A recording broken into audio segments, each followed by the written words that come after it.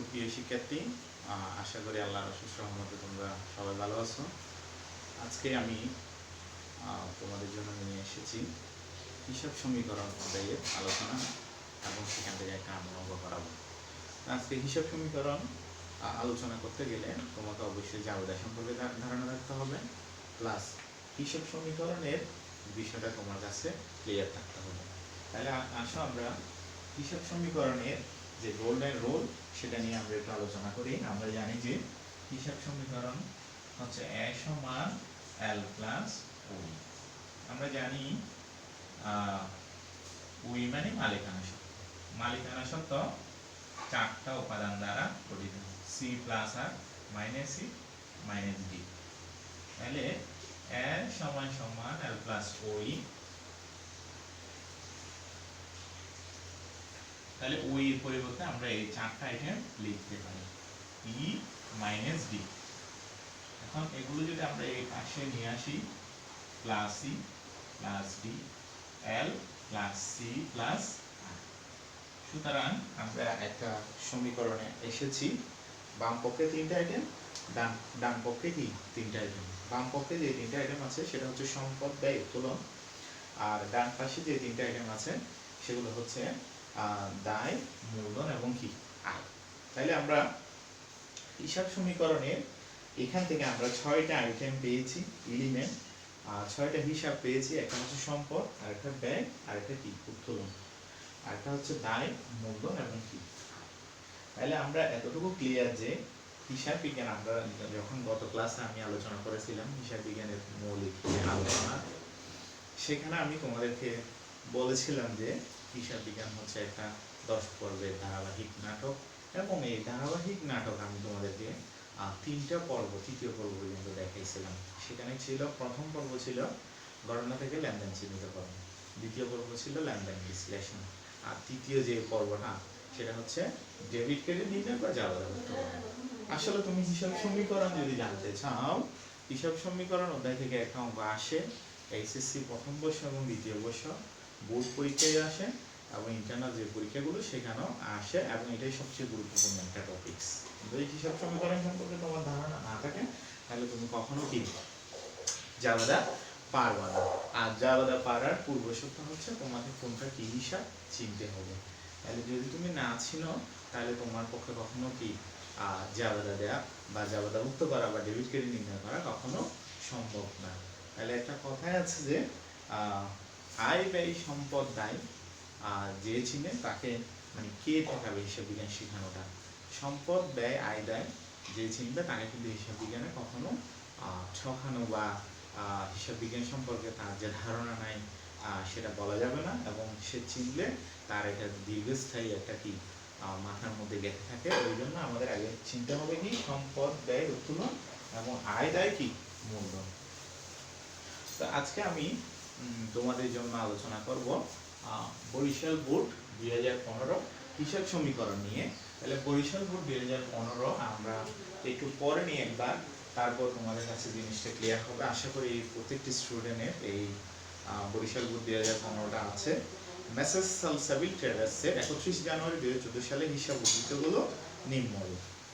2014 সালের 31 জানুয়ারি হিসাবকালের শেষ দিনে যে উদ্ধৃতগুলো দেওয়া আছে সেগুলো হচ্ছে নগদ 80,000 টাকা, অফিস সরঞ্জাম 30,000 টাকা, ভূমি ও দালান কোটা হচ্ছে 2,50,000 টাকা, দেনাদার 40,000 টাকা, পাওনাদার আছে 45,000 টাকা। এগুলো 31 জানুয়ারি মানে 1 ফেব্রুয়ারি 2014। ফেব্রুয়ারি মাসে তার ব্যবসায়ী সম্পাদিত লেনদেনগুলো নিম্নরূপ। ফেব্রুয়ারি 5 তারিখ 10% প্রয়োজন নোটের স্বীকৃতিদানের মাধ্যমে ব্যাংক থেকে ঋণ গ্রহণ 50,000 টাকা। ফেব্রুয়ারি 8 তারিখ নগদ 30,000 টাকা, উধারে 90,000 টাকার পণ্য ক্রয়। ফেব্রুয়ারি 10 তারিখ 3 মাসের শোরুম ভাড়া অগ্রিম প্রদান 15,000 টাকা, আর 12 তারিখ ইন্স্যুরেন্স প্রিমিয়াম পরিশোধ 1200 টাকা, আর 16 তারিখ 3% কারবারি বাট্টায় পণ্য বিক্রয় 1,20,000 টাকা, যার নগদে 60%, দাঁড়ান হচ্ছে কি 40%। 18 তারিখ মালিক কর্তৃক নগদ উত্তোলন 30,000 টাকা। 25 তারিখ একজন দেনাদারের নিকট থেকে 30,000 টাকা পাওয়া গেল। 28 তারিখ অগ্রিম প্রদত্ত ভাড়ার 1 মাস অতিক্রান্ত হয়েছে। তাহলে আমাদের এই প্রশ্নটা দেওয়া আছে এবং হিসাব উদ্ধৃতগুলো দেওয়া আছে। 4 নম্বর প্রশ্ন হচ্ছে মেসেজ সালসাবিল ট্রেডার্সের প্রারম্ভিক জাবেদা দাখিলা দেখো। প্রারম্ভিক জাবেদা হচ্ছে যে হিসাবকালের শুরুর দিনে এর পূর্ববর্তী হিসাবকালের শেষ দিনের সম্পদ এবং দায়গুলোকে যখন পরবর্তী হিসাবকালের শুরুর দিনে হিসাবভুক্ত করা হয় সেটাকে বলা হয় কি প্রারম্ভিক জাবেদা। এবং এখানে প্রারম্ভিক সম্পদ এবং প্রারম্ভিক দায় দিয়ে এই জাবেদাটা হিসাবভুক্ত করা হয়। তাহলে এটাও একটা জাবেদা। আমরা জানি যে হিসাব বিজ্ঞান এবং ধারাবাহিক নাটকের দশম পর্বের আলোচ্য বিষয় ছিল সমাপনী উত্তরের আমিল এবং প্রারম্ভিক জাবেদা। তাহলে এখান থেকে আমরা প্রারম্ভিক জাবেদা ক্লিয়ার হয়ে যাচ্ছে। আসলে প্রারম্ভিক জাবেদা বিভিন্ন ধরনের জাবেদা আছে, তার মধ্যে প্রারম্ভিক জাবেদা হচ্ছে প্রারম্ভিক সম্পদ এবং প্রারম্ভিক দায় দিয়ে যেটা করা হয়। তাহলে আমাদের এখানে 31 জানুয়ারি 2014 সালে হিসাবের উৎপত্তি যেগুলো দেওয়া আছে সম্পদ এবং দায়গুলো দিয়ে আমরা একটা জার্নাল করবো ক নাম্বার, সেটা হচ্ছে কি নগদান হিসাব। নগদ আছে 80,000 টাকা, অফিস সরঞ্জাম আছে 30,000 টাকা, ভূমি দালান কোঠা আছে 2,50,000 টাকা, দেনাদার আছে 40,000 টাকা, পাওনাদার আছে 45,000 টাকা। তাহলে আমরা নগদান আমরা জানি নগদান নামক সম্পদ ডেবিট, অফিস সরঞ্জাম বাড়লে সম্পদ ডেবিট, ভূমি দালান কোঠা সম্পদ বাড়লে ডেবিট, দেনাদার বাড়লে কি ডেবিট, এবং পাওনাদার দায় বাড়লে ক্রেডিট, আর বাদ বাকি এই যোগফল থেকে 45,000 টাকা পাওনাদার বাদ দিলে মূলধন হবে 3,55,000 টাকা। প্রারম্ভিক সম্পদ এবং দায় হিসাবভুক্ত করা হলো। আমরা জানি ডেবিট ক্রেডিটের নিয়ম হচ্ছে সম্পদ ব্যয় উত্তোলন যদি বৃদ্ধি পায় ডেবিট, আয় দায় মূলধন যদি আর সেগুলো কমলে ক্রেডিট, আর আয় দায় মূলধন যদি বৃদ্ধি পায় ক্রেডিট, আয় দায় মূলধন যদি কমে যায় তাহলে কি হবে ডেবিট হবে।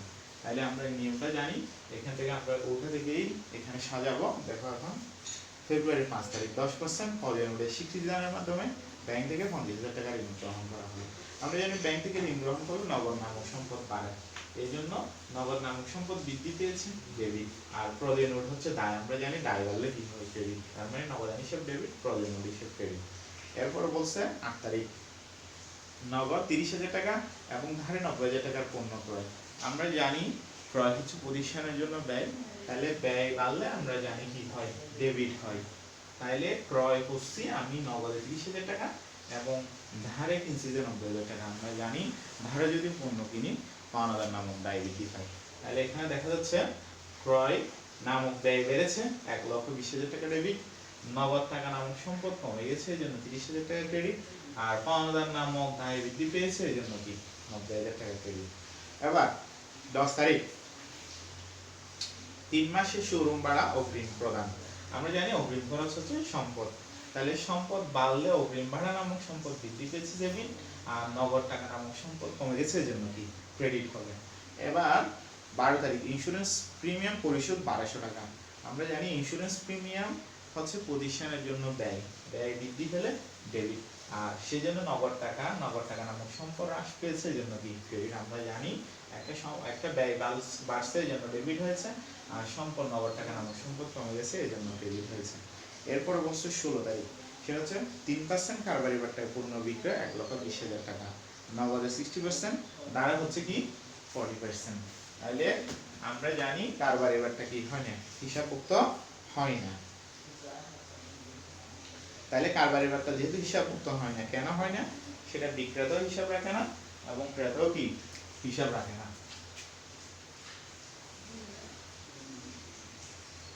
70,840 টাকা এবং 1,16,400 ইন্টু 40% সেটা হচ্ছে 46,560 টাকা।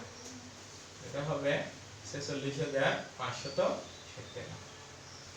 আমরা জানি কারবারি বাট্টা কি হয় না হিসাবভুক্ত হয় না। প্রথমে আমরা যে 1,20,000 টাকায় পণ্য বিক্রয় করছি সেখান থেকে 1,20,000 ইন্টু 3% কারবারি বাট্টা বাদ দিতে হবে 3,600 টাকা। আমরা জানি 1,20,000 থেকে 3,600 টাকা বাদ দিলে পণ্য বিক্রয় করছে আমরা নেট 1,16,400 টাকা। এই 1,16,400 টাকার 60% 69,840 টাকা হচ্ছে নগদে, আর 1,16,400 টাকার 40% 46,560 টাকা হচ্ছে কি ধারে।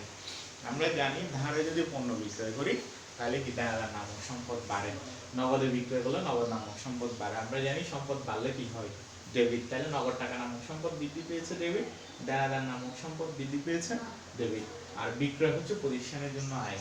আমরা জানি আয় বাড়লে কি হয় ক্রেডিট হয়, বিক্রয় করার কারণে আয় বেড়েছে এর জন্য কি হয়েছে ক্রেডিট।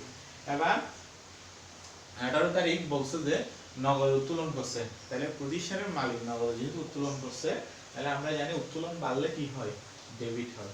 আর নগদ টাকা নামক সম্পদ হ্রাস পেয়েছে, এই জন্য ডেবিট হয়েছে।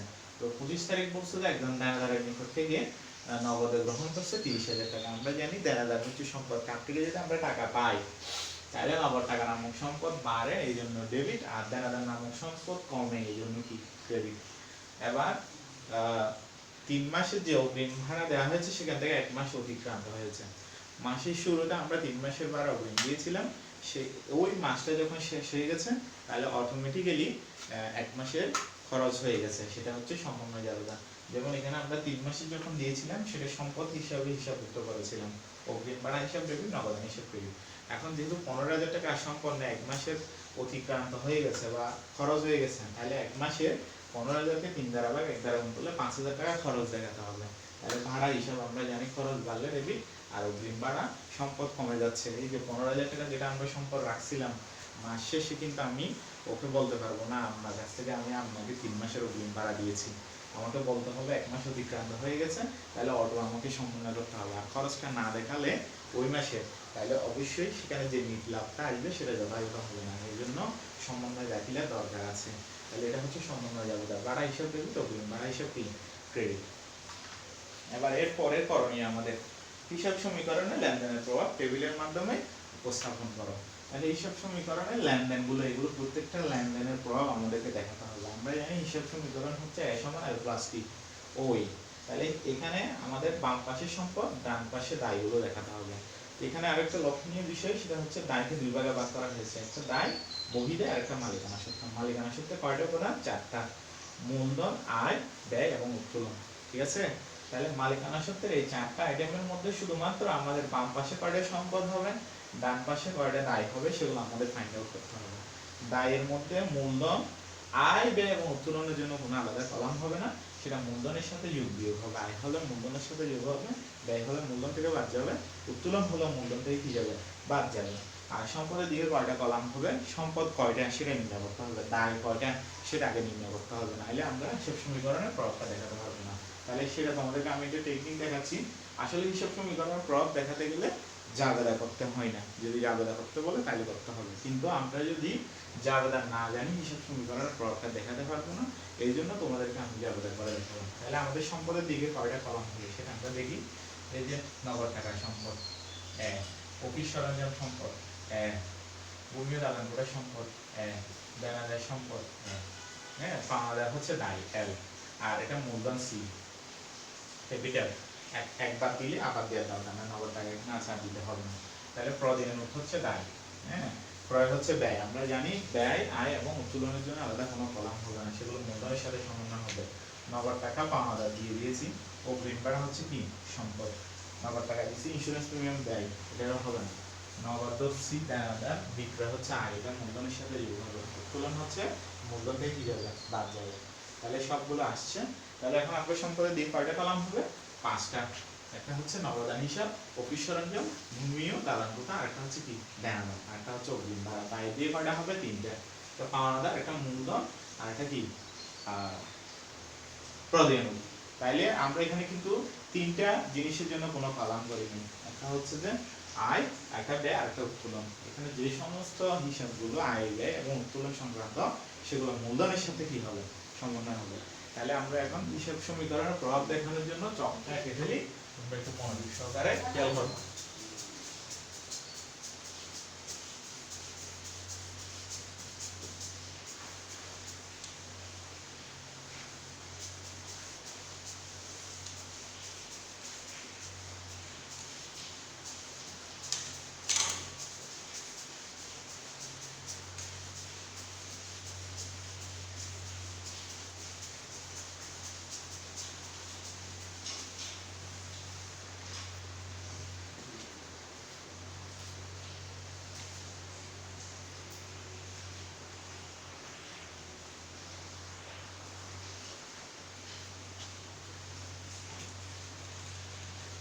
তাহলে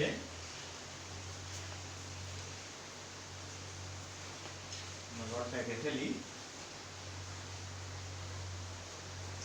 প্রথমে আমরা তারিখের জন্য একটা কলাম করব, এদিকে হচ্ছে যে মন্তব্যের জন্য কলাম। এরপর আমরা জানি সম্পদের দিকে 5টা, দায়ের দিকে 3টা। তাহলে ওই হিসাব করে আমরা ভাগ করে নেব, 5টা কলামের জায়গা রেখে ভাগ করব, আর এদিকে 3টা। 1 2 এবং কি 3 4 5, এদিকে হবে কি তারিখ। এখানে আমাদের খ নাম্বার করণে এদিকে পজিশনের নাম লিখতে হবে, সাবসাবিলিটাস হিসাব সমীকরণে প্রভাব কোন সালে কোন মাসে সেটা লিখতে হবে। তাহলে সম্পদ আমরা জানি নগদ টাকা আছে, দেনাদার আছে, তারপরে আছে কি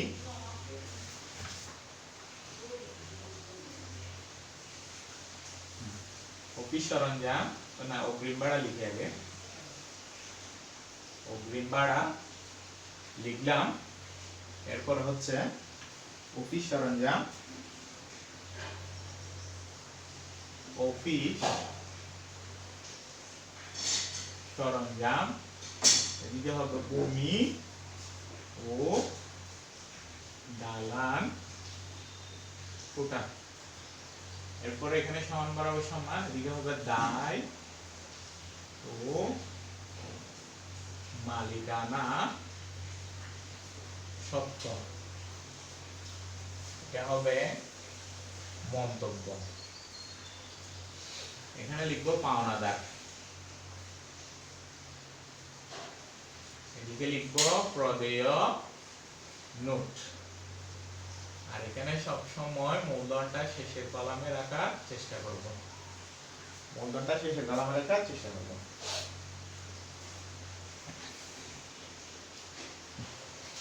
তাহলে প্রথমত আমাদের এখানে একটা টেকনিক আছে, সহজ টেকনিক হচ্ছে এখানে সম্পদের দিকে আমরা কয়টা আইটেম লিখলাম, নগদ টাকা, দেনাদার, অগ্রিম ভাড়া, অফিস সরঞ্জাম, ভূমি ও দালান কোটা, 5টা হিসাব লিখলাম। জাবেদায় যদি এই 5টা হিসাব নগদ টাকা, দেনাদার, অগ্রিম ভাড়া, অফিস সরঞ্জাম, ভূমি ও দালান কোটা, ডেবিট হলে যোগ আর ক্রেডিট হলে এখান থেকে বাদ। রিপিট, নগদ টাকা, দেনাদার, অগ্রিম ভাড়া, অফিস সরঞ্জাম, ভূমি ও দালান কোটা, জাবেদায় যদি ডেবিট হয় যোগ হবে, আর জাবেদায় যদি ক্রেডিট হয় বিয়োগ হবে। এক কথায় সম্পদের এদিকে যে সমস্ত হিসাবগুলো লেখা হবে সেগুলো যদি জাবেদায় ডেবিট হয় তাহলে যোগ, ক্রেডিট হলে বাদ। আর এদিকে পাওনাদার, প্রদেয় নোট এবং মূলধন, জাবেদায় যদি ক্রেডিট হয় যোগ, আর ডেবিট হলে কি বাদ। এক কথায় দায়ের দিকে যে সমস্ত আইটেমগুলো হিসাবগুলো লেখা হবে সেগুলো যদি তোমার ক্রেডিট হয় যোগ, আর ডেবিট হলে কি বাদ যাবে। আর আরেকটা জিনিস এখানে লক্ষণীয়, সেটা হচ্ছে মূলধনের সাথে আয় হলে যোগ হবে, ব্যয় হলে বাদ যাবে, উত্তোলন হলে কি যাবে বাদ যাবে। তাহলে এখন আমরা শুরু করি। প্রথমে আমাদের 1 নাম্বার 2014 সালের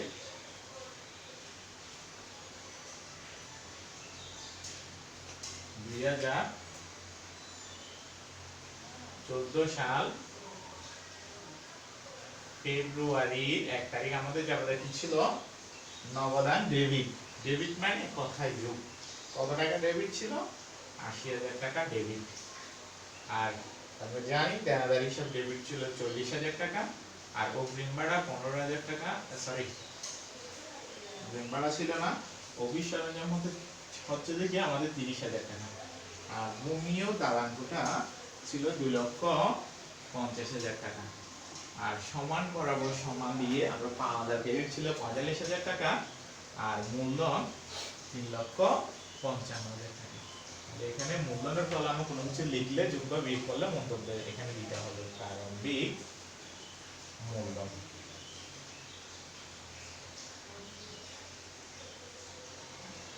তারপরে দেখা যাচ্ছে ফেব্রুয়ারির 5 তারিখ, ফেব্রুয়ারির 5 তারিখ এখানে বলছে 10% পর্যায় নোটে স্বীকৃতিদানের মাধ্যমে ব্যাংক থেকে ঋণ গ্রহণ 50,000 টাকা।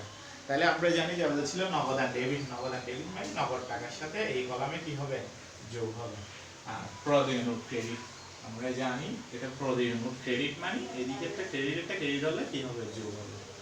এরপরে হচ্ছে যে 8 তারিখ নগদ 30,000 টাকা ও ধারে 90,000 টাকার পণ্য ক্রয়, আমাদের ছিল ক্রয় ডেবিট। আমরা জানি ক্রয়টা হচ্ছে ব্যয়, তাহলে ব্যয় হচ্ছে মূলধন থেকে কি যাবে 1,20,000 টাকা, বা ক্রয় ডেবিট মানে মূলধন থেকে বাদ, এটা ব্যয়। তাহলে এখানে লিখব পণ্য ক্রয় এবং নগদান ক্রেডিট, নগদান ক্রেডিট হচ্ছে ক্রেডিট মানে বাদ যাবে 30,000 টাকা, বাদ মানে এই যে ব্র্যাকেট চিহ্নটা হচ্ছে মাইনাস, আর পাওনাদার ক্রেডিট মানে পাওনাদারের সাথে কি হবে যোগ হবে। এরপর হচ্ছে 10 তারিখ 3 মাসের অগ্রিম ভাড়া, অগ্রিম ভাড়া ডেবিট, ডেবিট মানে যোগ, আর নগদান হিসাব ক্রেডিট, ক্রেডিট মানে কি বা, ঠিক আছে। এরপর হচ্ছে যে 12 তারিখ, 12 তারিখ বলছে ইন্স্যুরেন্স প্রিমিয়াম দেবে। আমরা জানি ইন্স্যুরেন্স প্রিমিয়াম হচ্ছে কি ব্যয়, ব্যয় হলে মূলধন থেকে কি যাবে বাদ যাবে, এখানে লিখতে হবে এই যে এটাও বাদ, ইন্স্যুরেন্স প্রিমিয়াম, ইন্স্যুরেন্স প্রিমিয়াম, ঠিক আছে। তাহলে গেল। আর নগদান হিসাব ক্রেডিট, নগদান হিসাব ক্রেডিট মানে নগদ টাকা থেকে কি যাবে বাদ যাবে। এরপর হচ্ছে 16 তারিখ, আমরা জানি 3% কারবারি বাটার পণ্য বিক্রয় করছিলাম 1,20,000 টাকা, তাহলে নগদ হচ্ছে 60% এবং কি নগদান হিসাব ডেবিট 69,000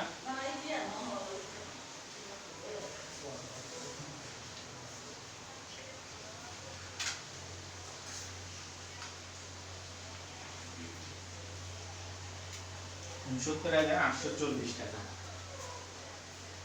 840 টাকা, 69,840 টাকা ডেবিট এবং 1,16,400 ইন্টু 40%, সেটা হচ্ছে যে 46,560 টাকা। তাহলে দেনাদার ডেবিট 46,560 টাকা। তাহলে ডেবিট মানে যোগ, আর বিক্রয় হচ্ছে আয়, তাহলে আয় হলে মূলধনের সাথে কি হবে যোগ, এখানে লিখব পণ্য বিক্রয়। এরপরে আমাদের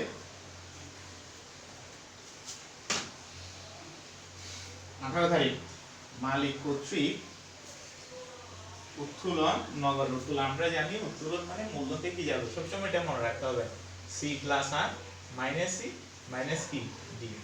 তাহলে কত টাকা 30,000 টাকা উত্তোলন করলে মূলধন থেকে কি যাবে বাদ যাবে, এখানে লিখতে হবে উত্তোলন। আমরা জানি উত্তোলন হিসাব ডেবিট আর নগদান হিসাব কি ক্রেডিট। এরপরে 25 তারিখ দেনাদারের কাছ থেকে নগদে গ্রহণ, তাহলে দেনাদারের কাছ থেকে নগদে গ্রহণ করলে নগদান ডেবিট, আর এটা মাইনাস হবে, তাহলে নগদান ডেবিট মানে যোগ, আর দেনাদার ক্রেডিট, দেনাদার থেকে কি যাবে বাদ যাবে, ঠিক আছে। সমান বরাবর সমান দিতে হবে। এবার 28 তারিখ অগ্রিম প্রদত্ত ভাড়ার 1 মাস অতিক্রান্ত হয়েছে। আমরা জানি ভাড়া হিসাব ডেবিট, ভাড়া ব্যয় 5,000 টাকা, বা এখানে লিখতে হবে ভাড়া হিসাব, এবং অগ্রিম ভাড়া ক্রেডিট, অগ্রিম ভাড়া ক্রেডিট মানে অগ্রিম ভাড়া থেকে কি যাবে বাদ যাবে। এই হলো আমাদের হিসাব সমীকরণে প্রভাব দেখানো। তাহলে হিসাব সমীকরণে প্রভাব জিনিসটা যদি আমরা দেখাতে চাই বা আমাদের নির্ভুলভাবে দেখাতে চাই, আমাদেরকে অবশ্যই জাবেদা জানতে হবে এবং হিসাব সমীকরণ সম্পর্কে স্বচ্ছ একটা ধারণা থাকতে হবে। তাহলে আমরা যোগফলগুলো বসাই দিই। যোগফলগুলো বসানোর পর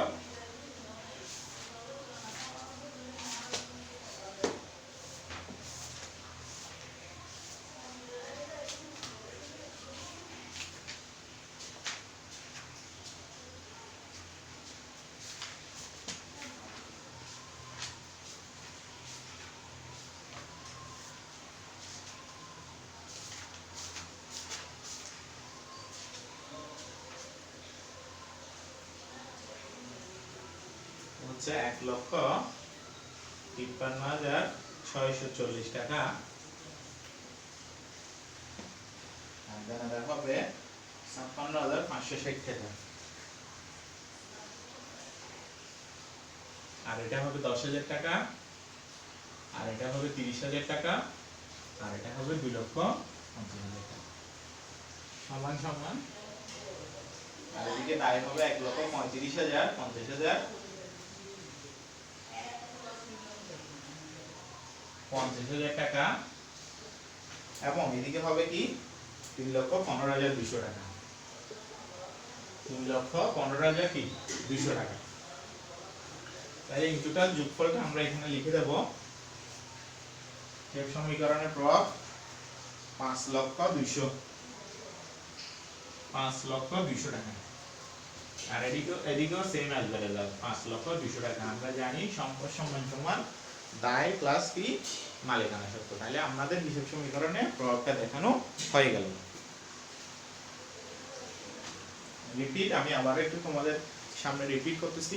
সেটা হচ্ছে যে সম্পদের দিকে যে আইটেমগুলো থাকবে, যে হিসাবগুলো থাকবে, সেগুলো যদি ডেবিট হয়ে যাবে দায়, তাহলে যোগ, আর ক্রেডিট হলে বাদ।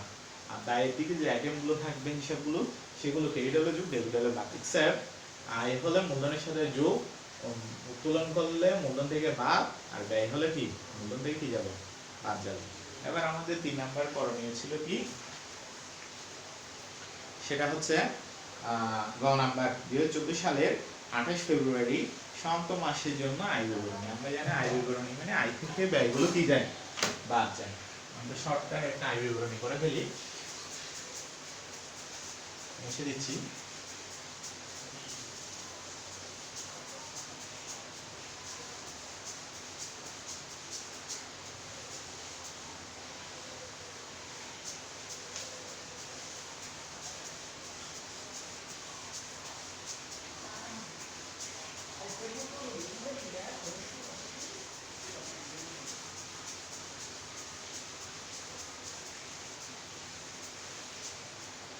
তাহলে আমরা আয় বিবরণীতে আমরা জানি আয় থেকে ব্যয়গুলো বাদ দেওয়া হয়। এখানে প্রতিষ্ঠানের নাম লিখবো, আমি অতটুকু লিখতেছি না, যে সংখ্যাতে লিখতেছি। এটা গ নাম্বার আয় বিবরণী। হ্যাঁ, আয় বিবরণী আমরা 3টে টাকার কলাম সহ লিখতে পারি, 1, 2 এবং 3। এখানে আমরা লিখতেছি বিবরণ টাকা, এটাও হবে কি টাকা, বিবরণ টাকা। এখানে আমরা লিখবো, প্রথমে আমরা লিখি বিক্রয়। আমরা জানি বিক্রয় করছিলাম যে 1,20,000, কিন্তু সেখান থেকে কারবারি বারটা কি যাবে, বাদ যাবে। কারবারি বারটা 3% সমান 3,600 টাকা। যদি আমরা বাদ দিই, এখানে হবে 1,16,400 টাকা। এটা হচ্ছে নিট বিক্রয়। এখান থেকে আমাদেরকে ব্যয় সমূহ কি দিতে হবে, বাদ দিতে হবে। তাহলে ব্যয় সমূহের মধ্যে যেহেতু এখানে মজুদ পণ্য নাই, এই জন্য বিক্রিত পণ্যের ব্যয়টা আমরা লিখি নাই। মজুদ পণ্য থাকলে, প্রারম্ভিক সামগ্রী মজুদ থাকলে তখন আমরা বিক্রিত পণ্য ব্যয় লিখতাম। ব্যয়ের মধ্যে আছে প্রথমে আমার যতটুকু মনে আছে, ভাড়া 5,000 টাকা, আর ইন্স্যুরেন্স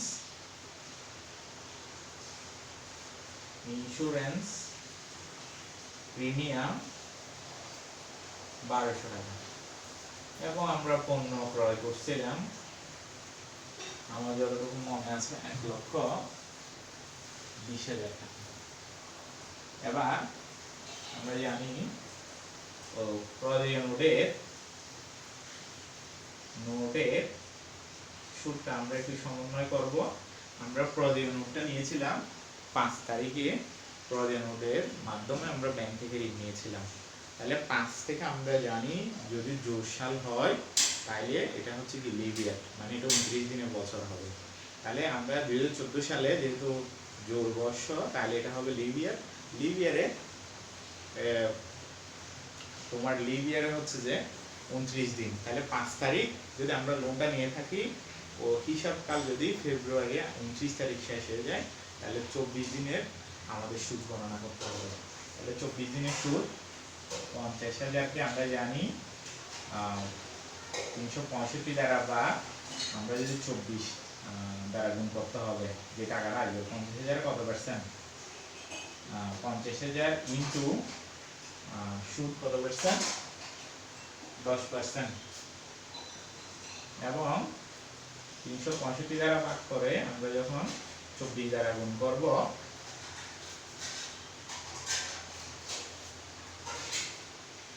ইন্টু 10% করলে সেটা 15 বছরের হয়ে যায় 5,000 টাকা। কিন্তু আমরা 24 দিনের পাবো না। এক বছরের সমান 365 ইন্টু 24, 328 টাকা 76 বছর, মানে 329 টাকা, 329 টাকা। এবার এগুলো যোগ করলে হবে 1,26,529,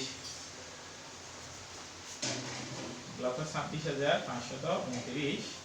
এখন দেখা যায় আয় থেকে ব্যয় বড়, তার মানে এটা নিট ক্ষতি হবে, নিট ক্ষতি।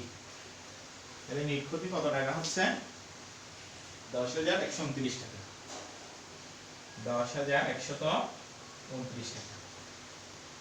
এটা হলো নিট ক্ষতি। তাহলে আমরা আজকে হিসাব সমীকরণ এবং জাবেদা দুটো নিয়মে একসাথে শিখলাম। আমি তোমাদেরকে বলেছিলাম যে হিসাব বিজ্ঞান নামক ধারাবাহিক নাটকের তৃতীয় পর্ব ছিল জাবেদাভুক্তকরণ। এখানে নাটকীয়তা মোড় নিবে এবং সে বিষয়টা কিন্তু অনেক ল্যান্ডি এবং হিসাব বিজ্ঞান সম্পর্কে স্বচ্ছ ধারণা থাকতে হলে প্রথমে তোমাকে কোনটা কি চিনতে হবে। আমি যদি সম্পদ, ব্যয়, উত্তোলন, আয়, দায়, মূলধন যদি না চিনি, তাহলে আমার জাবেদাভুক্ত করা কখনোই সম্ভব না। জাবেদাভুক্ত করা যেহেতু সম্ভব না, তাহলে আমি পরবর্তী যে কাজগুলো আছে, যে পরবর্তী হিসাবগুলো আছে, সেগুলো আমার পক্ষে করা সম্ভব হবে না। এই জন্য আমি তোমাদেরকে আমার একটা বেসিক শীট দিয়েছিলাম এবং ওই শীটটাতে সম্পদ, ব্যয়, উত্তোলন, আয়, দায়, মূলধন এখানে শ্রেণীবিন্যাস আকারে দেওয়া আছে। যাদের নাই তারা এখনো কালেকশন করে নিতে পারো। এবং তোমরা যদি সম্পদ, আয়, ব্যয়, উত্তোলন, আয়, দায় এগুলো চিনো, তাহলে তোমার কখনো অ্যাকাউন্টিং নিয়ে সমস্যা হবে না আশা করি। তাহলে আজকের এই ক্লাস আমরা হিসাব সমীকরণের প্রভাব দেখানোটা শিখলাম, একই সাথে জাবেদা শিখলাম এবং হিসাব সমীকরণ করার কৌশলটা শিখলাম। সেখান থেকে আয় বিবরণী কীভাবে করা যায় সেটাও শিখলাম। ঠিক আছে? তাহলে আজকের মতো আর না, যারা আমার এই ক্লাসে নতুন তাদেরকে আমি পরামর্শ দেব, আমার ইউটিউব চ্যানেল আছে তৈরি অ্যাকাউন্টিং পয়েন্ট নামে, সেখানে গিয়ে তোমরা বেল আইকনটা চেপে দিবা এবং ওখানে সাবস্ক্রাইব করে, এবং আমার এখানে আমার ফেসবুক পেজ আছে এবং ফেসবুক গ্রুপ আছে। তোমরা অ্যাড হলে আশা করি আমি নতুন নতুন ভিডিওগুলো নিয়ে এসে তোমাদের আমি সহায়তা করতে পারবো ইনশাল্লাহ। আজকে আর না, today thank you for being with me. আর আজকের মতো এখানে শেষ করলাম।